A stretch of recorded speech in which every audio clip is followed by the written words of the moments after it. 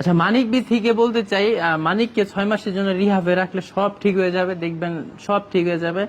রিহাব থেকে বের করে আইনা ফ্ল্যাটে তালা মেরে রাখবেন। মানে বিথি ভাবিকে বলতে চাই, তাকে 6।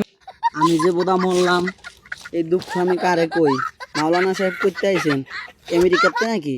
ওলালা মাওলানা নিজেই করে চামড়া ব্যবসা। ওই যে গাই সামনে একটা দাঁড়া করে লইছে, দেন বিশ্বাস না করলে ওই যে গাই ফাঁসে দাঁড়া করে লইছে, ওটা নাইলে তো বিউ আইব না, টাকা করতে আইব।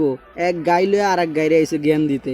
তো তোমারে কইতাছি টাকি ইমরান, তুমি ভালো করে শুনো, তুমি একটা কাজ করো, ওরে রিয়াবে পাঠান লাগবো না, ওরে তোমার বাসায় আনো আর তুমি ওর বাসায় যাও। যদি দেহ 6 মাস পর উন্নতি হয় তাইলে আবার পাল্টায় নিও, আর যদি দেহ যারা সেটেল হয়ে গেছে তাহলে তোমরা তোমার মতো থাইকা যাও। বিথিরে তোমার কাছে আনো আর সুমায়ারে ওর কাছে পাঠাও। এটা হলো সবচেয়ে বড় ভালো হইব, বুঝছো? তাহলে দুইটা সংসারই টিকা থাকবো। নাহলে ওই যে তোমার গাই তো দিই প্রায় সময় রাইতলে ব্যাগ লয়ে দৌড় পারে, এটা কেমনে রাখবা?